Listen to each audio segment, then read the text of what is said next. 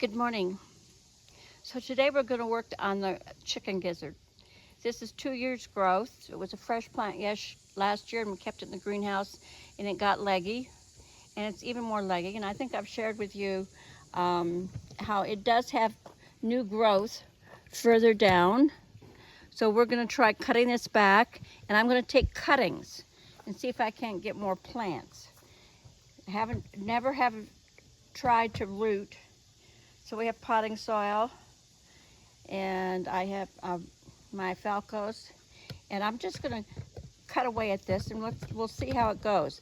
Now my thing that I do is geraniums do not do well putting them in water. They rot. So with those I put them in wet soil and keep the soil pot in maybe a half an inch or inch of water so the soil around the geranium root stays damp. I'm going to do the same technique with this.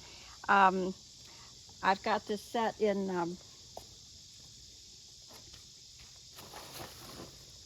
you see I have a tray and I think it wasn't waterproof, so I set it on a plastic bag inside another tray. I'm going to fill these up with dirt and let the feet, wet it good, and then let the feet sit in a little bit of dirt so it always stays damp. And we'll see if that works this time with this kind of plant.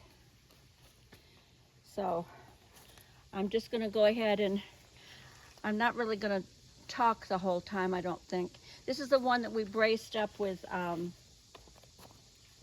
twigs, branches, to create a cage to support them. And they kind of disappear. Have you noticed that? They kind of disappear when you use a twig, because they were getting too tall and leggy and they were going to fall over. So let's take this down. Oh my goodness, I can take that one way down. We want to have at least a leaf to help pull up growth. So this one is like 6 or 8 inches. I'm going to cut it there. So I have this much. Now I have cut coleus that were this long, 12, 14 inches long, and they rooted just fine. So we'll try that, okay? So we're going to just stick it in wet dirt and wet soil. So I'm going to go ahead and fill this up with soil.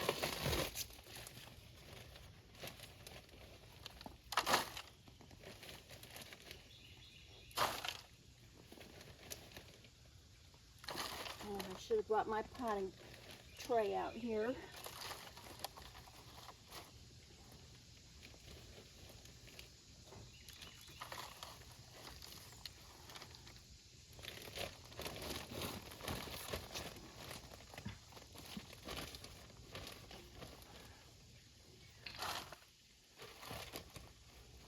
Joy's getting ready to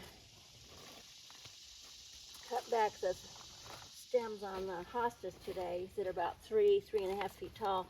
I think I'm going to go out and rescue some of those and use them for creating a cage around some of my plants, like a teepee around them, tie them up at the top, see what happens. I'm not doing a very neat job. Laura and Laura answer is so neat. But she's been doing it a lot more than I have.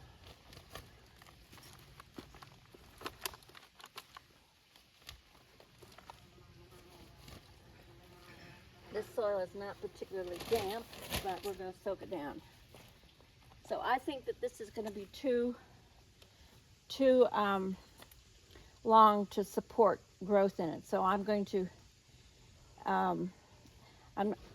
maybe I'll plant this bottom one and see if it branches out. So I'm going to,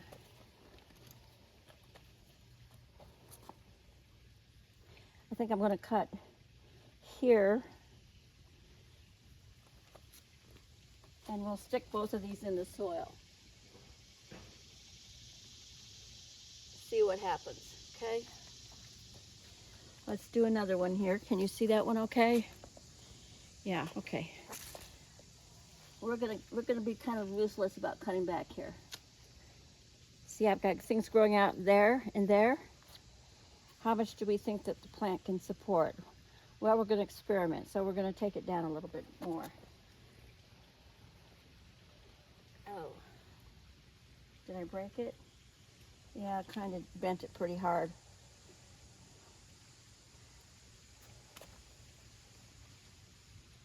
Okay, we've got to be more gentle than that. Okay, can you see this one all right?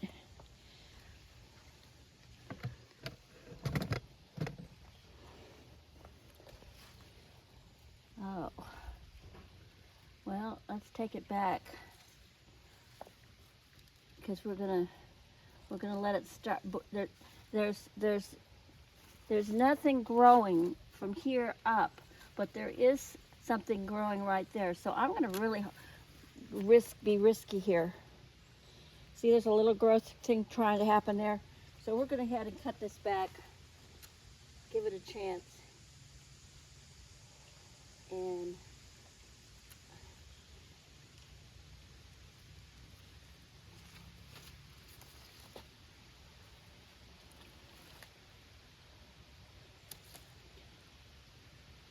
this is our grand experiment, and we'll soon find out if it works or not.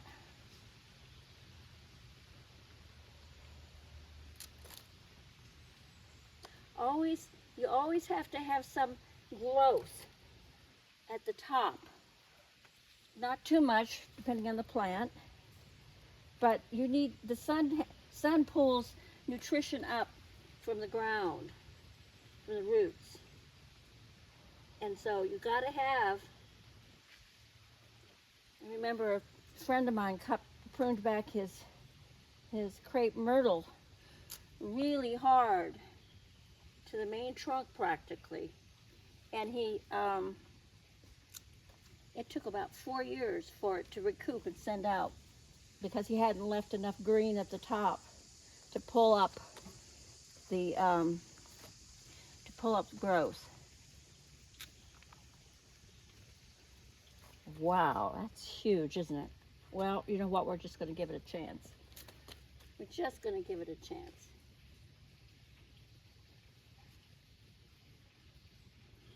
I did this with coleus in probably August of one year because I was just desperate to have some color out in the rail boxes.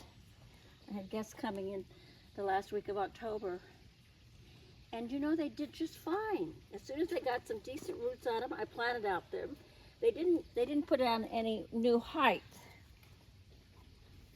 by frost, but they bushed out, which I thought was incredible. Well, look at that long one. Okay.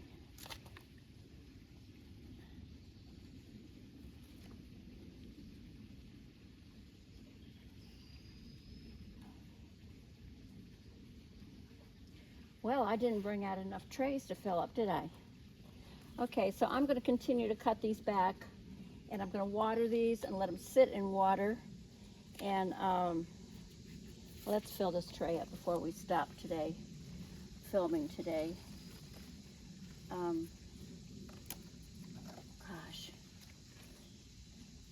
I'm really going to cut hard.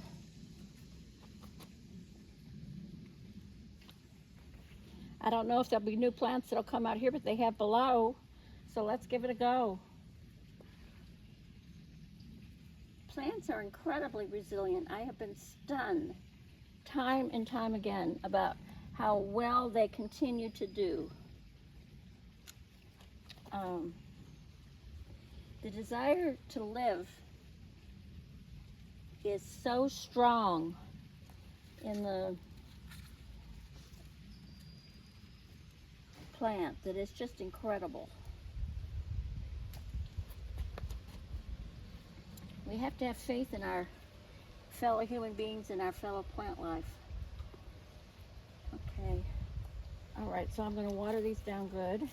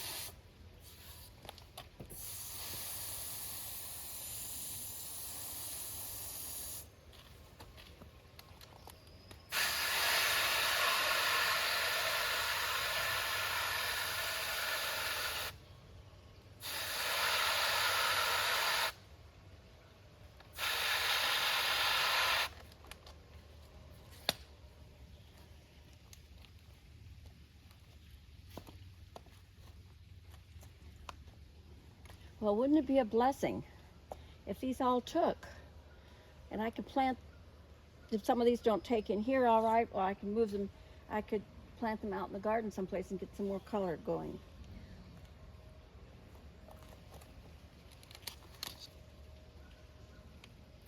I haven't put enough water in yet.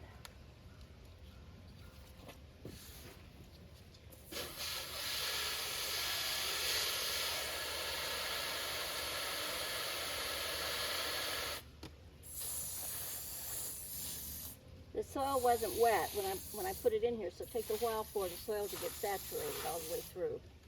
And it's probably going to pull up all this water that's in here.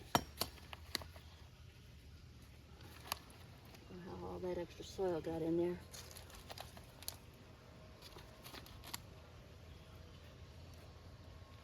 Oh, and they need some sun.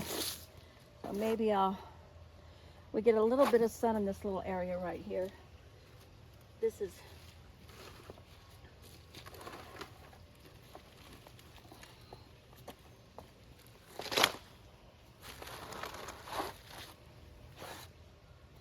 either that or I put them up on the outside the kitchen door. Okay, well that's a start. You can see what I'm planning on doing here. I'm going to continue. It looks like I needed to get another couple of trays to cut these back. That'll give the Persian shield time to grow, to build up a little bit. They'll grow at least 3 feet tall this season if given half a chance.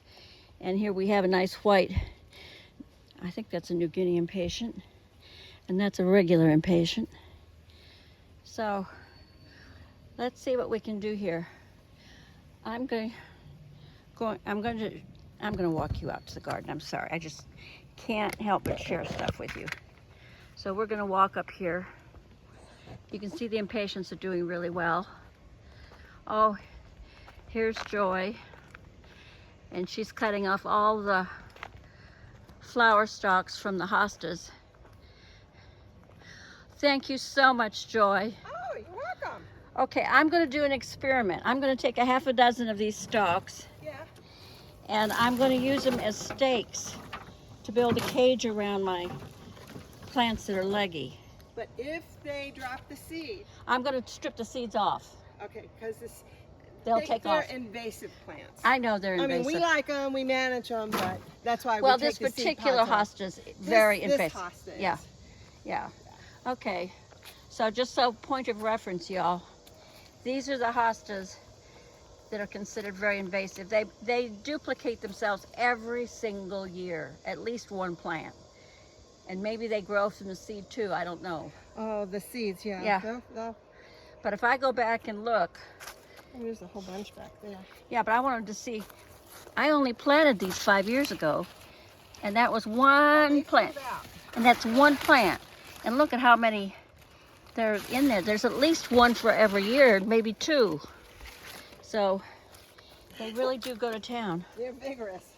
Oh, I need to bring some snail bait out here. Coffee cup is doing all right. I've lost a couple of stems on that fell over for some reason or other, and I tried using the twigs again to brace them up. Okay. On the elephant ear? Coffee cups. Coffee cup? Yeah, coffee cups. But is it a type of elephant ear?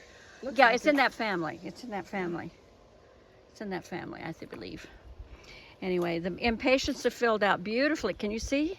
It's a total blanket now. They look nice. Oh my. Well, let me go see what I can do with the rest of this